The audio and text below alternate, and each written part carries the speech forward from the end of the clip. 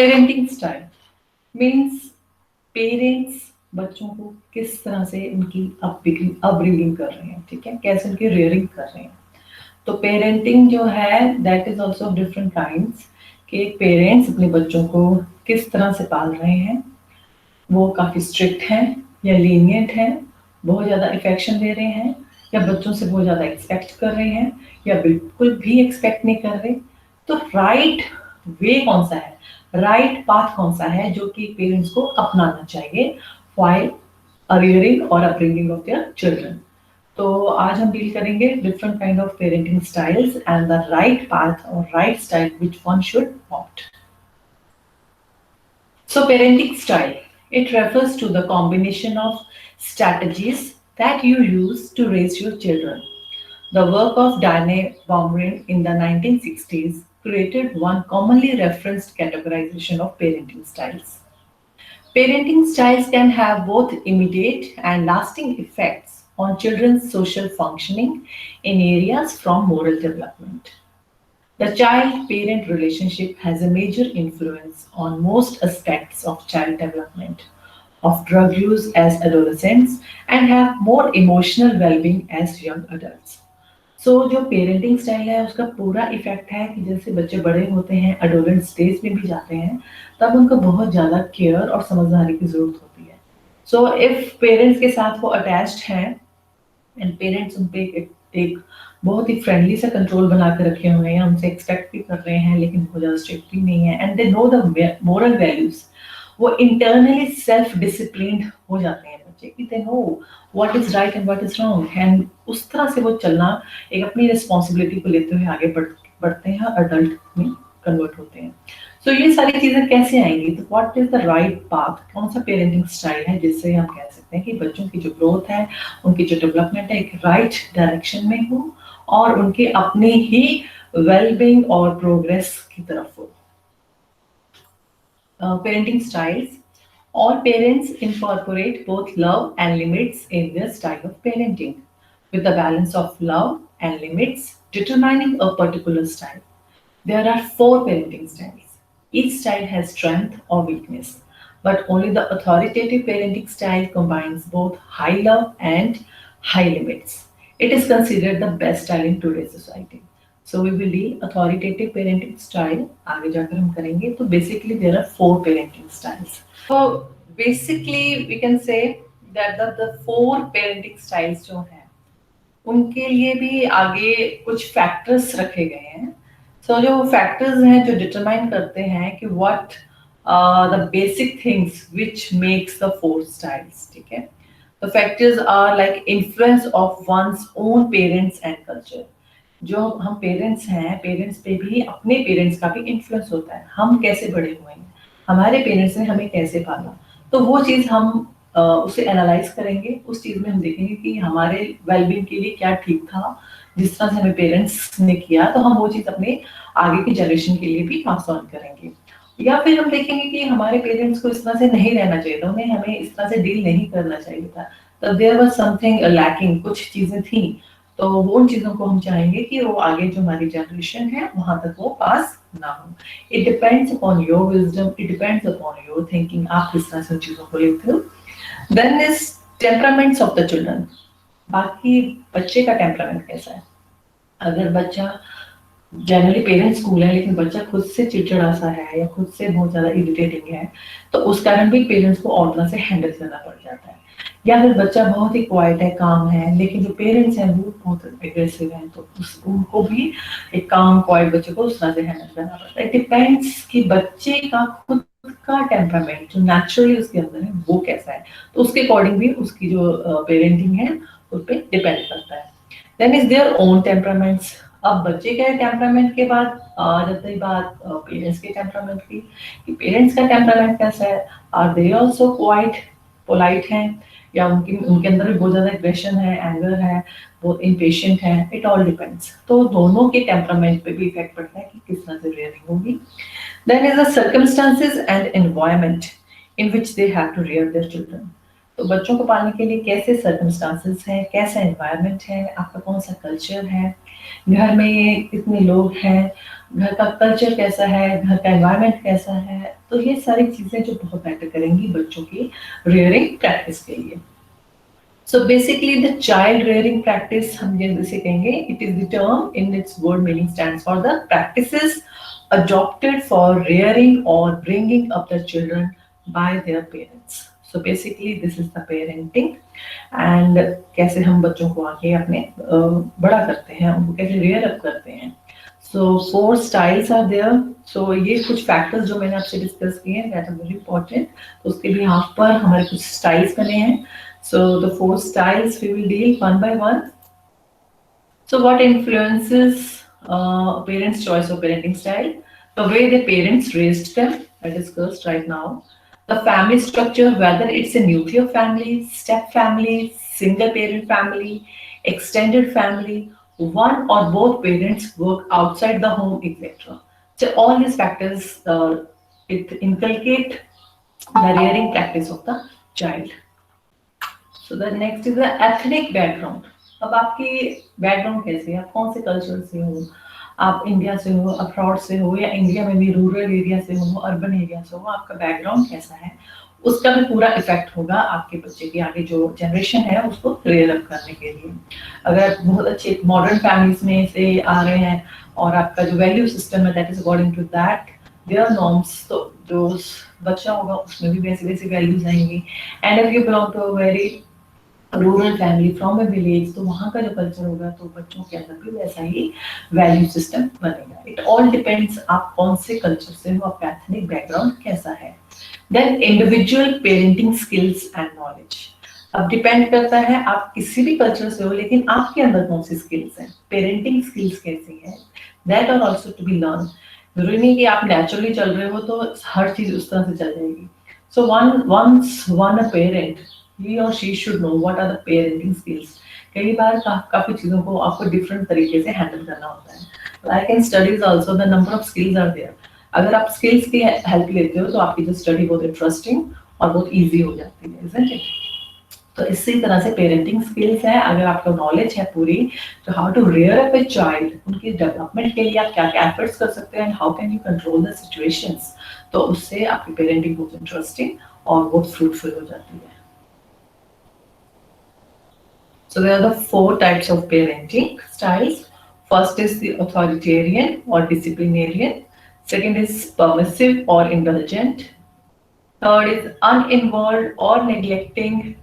And the fourth is authoritative. So 4 parenting style. First is the authoritative. It is demanding and sensitive and responsive. So authoritarian में आ जाएगा, demanding है लेकिन stern and punitive. And the third one is permissive. इसमें doesn't enforce limits and sensitive and responsive. And this is uninvolved. Here doesn't enforce no limits and stern and punitive. हम करेंगे one by one. So the first is authoritarian parenting style. ठीक है, authoritarian parenting style, low love and high limits.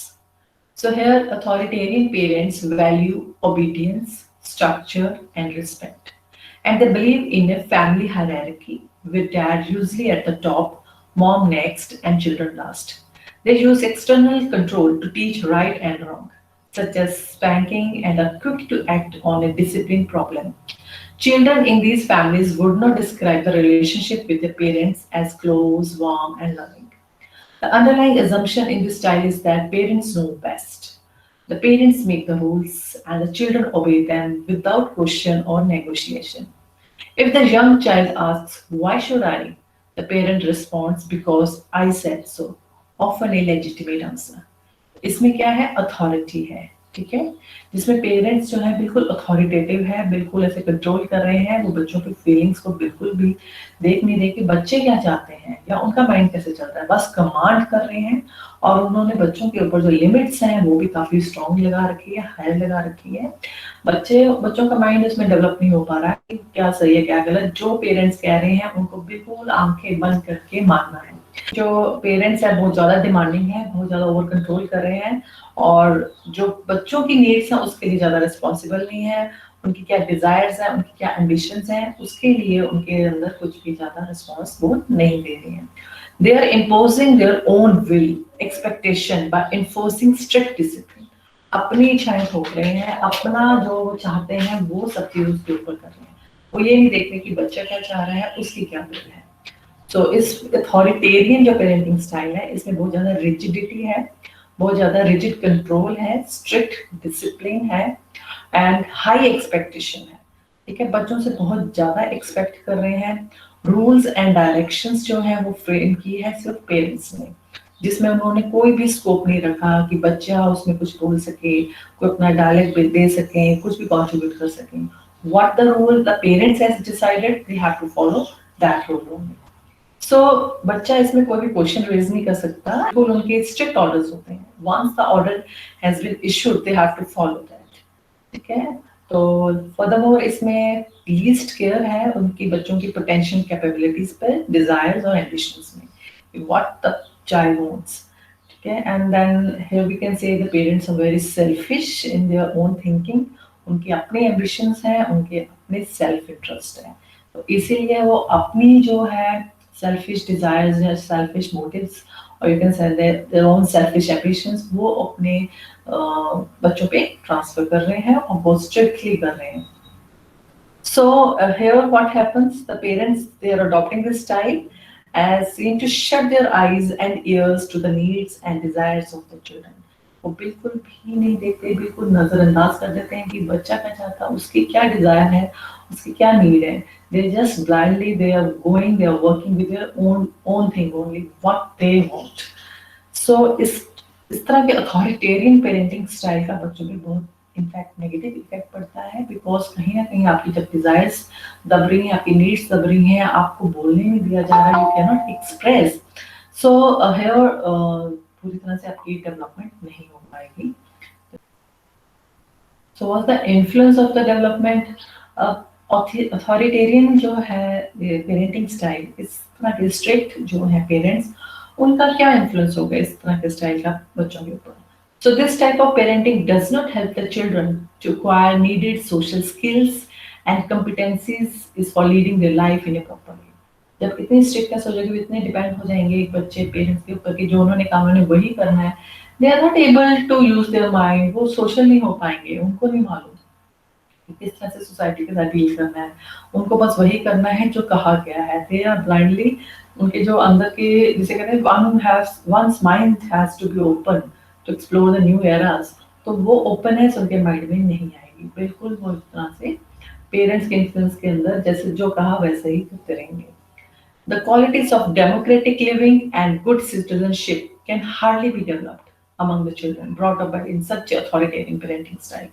तो इस तरह से वो democracy में जैसे कि आप बिल्कुल फ्री होकर अपनी बात को कह सकते हो, तो उस तरह की क्वालिटी नहीं डेवलप होगी, एक अच्छे सिटीजन नहीं बन पाएंगे। वो बच्चे भी सेल्फ सेंटर्ड और जो उनको कह दिया दबरू टाइप जिसे हम कह सकते हैं वैसे बन जाते हैं।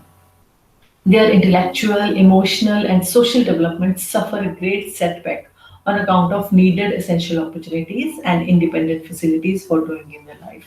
तो इतना ज़्यादा वो दब चुके होते हैं कि उनका इंटेलिजेंस, उनका इमोशनल लेवल और उनका जो सोशल लेवल है वो इतना डेवलप हो ही नहीं पाता, बिल्कुल वो दब कर वैसे पेरेंट्स के इन्फ्लुएंस के नीचे ही दबे रह जाते हैं। तो वो अपनी लाइफ में कोई भी अपॉर्चुनिटीज या इंडिपेंडेंट कुछ भी वो कर नहीं पाते, हमेशा वो डिपेंडेंट ही रहते हैं। So they become the handicapped in taking their own decisions in solving their problems.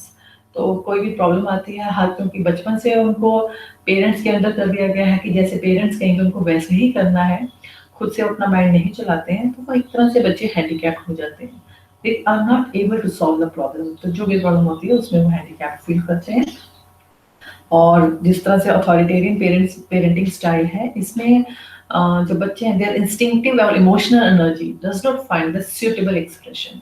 आपके अंदर हर टाइप के इमोशंस चलते हैं लाइफ में, तरह तरह के इमोशंस, तरह तरह के फेसेस आते हैं, लेकिन जो बच्चों को जो मालूम होता है कि वो अपने उस इमोशंस को किस तरह से सब्लिमेट करें, ठीक है ना, किस तरह से अपने इमोशंस को एक्सप्रेस करें, because they were not able to do this practice क्योंकि बचपन से ही पेरेंट्स ने उनके इमोशंस को दबा दिया होता है। Whatever they feel they are not allowed to express. Suitable उनके पास एक्सप्रेशंस नहीं है, सुटेबल आउटलेट नहीं है जिसमें वो अपनी एनर्जी को, जिसमें अपने इमोशन को अच्छी तरीके से चैनलाइज कर सकें, सब्लिमेट कर सकें।